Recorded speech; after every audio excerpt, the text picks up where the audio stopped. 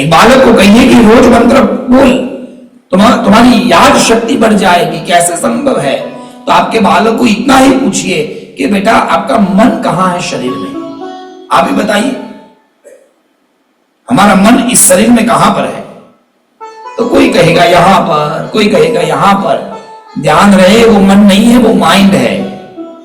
बुद्धि में और मन में थोड़ा सा अंतर है, बहुत ध्यान दीजिएगा, अच्छी बात है।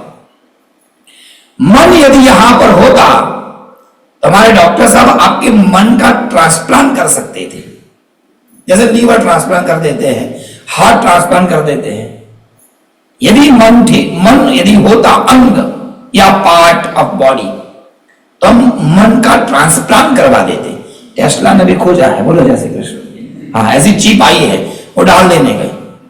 कई लोगों को ना ये वो डिसीज आया है भूल जाने का, लोग भूल जाते हैं, तो भूल जाते हैं, उसके लिए एक चिप टेस्ला ने निकाली है, मैंने कहीं देखा था वीडियो, वो यहाँ ऑपरेशन करके लगाना है। तो धीरे धीरे वो चिप आपके मेमोरी को करके पूरा स्टोरेज बना देगी और आदमी फिर कभी भूलेगा नहीं कुछ। हमारे बच्चे ने कहा था तो आदमी साइलेंट मोड पे भी जा सकता है, चिप है तो घर वाले को काम आएगा वो चिप, कभी भी लगा दो। सज्जनों, ये मन कोई अंग नहीं है, यदि होता तो मन ट्रांसप्लांट हो सकता था, पर नहीं है। ध्यान रहे, हमारा शास्त्र कहता है मनः सर्व शरीरगः, पूरे शरीर में जहां स्पर्श किया, टच किया, अनुभव होगा, कहीं भी छुआ अनुभव होता है। ये मन को मजबूत करने के केवल दो रास्ते हमारे शास्त्रों में है, ध्यान दीजिए, केवल दो। एक है अन्न और दूसरा है मंत्र। जैसा खाओ अन्न वैसा बने मन।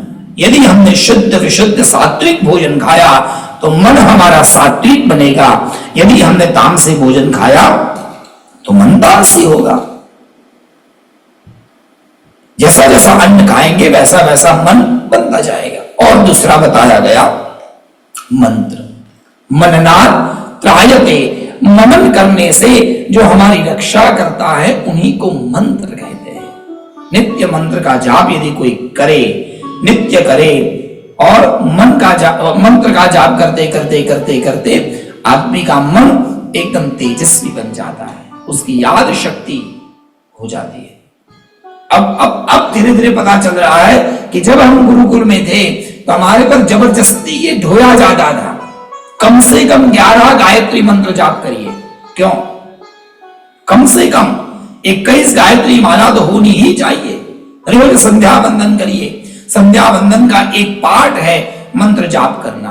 क्यों हमको जबरदस्ती करवाया जाता था? क्योंकि हमारा स्टोरेज पावर और बढ़े। हमारी पढ़ाई में और आपकी पढ़ाई में काफी अंतर है साहब, बोलो जय श्री कृष्ण। हाँ, बाहर की स्कूल की पढ़ाई में 5वीं कक्षा में जो ग्रंथ पढ़ाया वो ग्रंथ आपको 6ठी कक्षा में कभी काम नहीं आएगा। ये सत्य है। थोड़ा कुछ नॉलेज या मेथड काम आ जाएगी, पर वो हूबहू वही जो पढ़ाया वो काम नहीं आएगा। हमको जो पहाड़े पढ़ाए जाते थे, दो एक एक का एक दो ना दो, कहां काम आया कभी? हाँ, गिनती की मेथड आ गई, वो बात अलग है, पर बिल्कुल वो ज्ञान काम नहीं आता।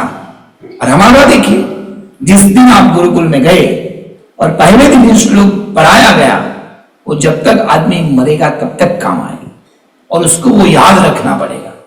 सबसे पहले गणेश जी का मंत्र गणानां त्वा, आज भी हर रोज गणपति के मंत्र पूजा में वो मंत्र काम आता है।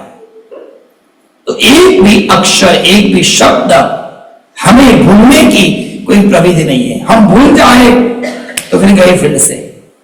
हमें तो वो मंत्र, वो कथाएं, वो कथाएं बिल्कुल याद रखनी है। याद रखने के लिए, स्टोरेज बढ़ाने के लिए एक एक शक्ति है, वो मंत्रों में है। तो ऐसे ऐसे देवी भागवत में कई मंत्र बताए गए, अलग अलग साधना के लिए अलग अलग मंत्र है। धन के लिए लक्ष्मी के मंत्र, संपत्ति प्राप्त करने के लिए उनके मंत्र, रोग दूर करने के लिए मंत्र, अच्छी पत्नी प्राप्त करने के लिए भी मंत्र। बोलो जय श्री कृष्ण।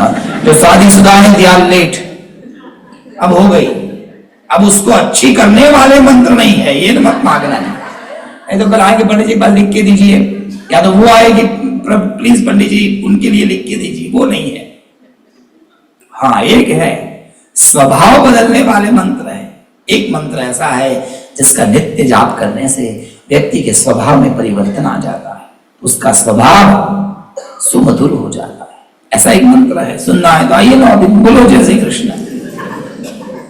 तो सज्जनों, ऐसे कई मंत्र है, उन मंत्रों की विधि, उन मंत्रों की शुद्धि और मां भगवती के दिव्य अवतारों की ये गाथा देवी भागवत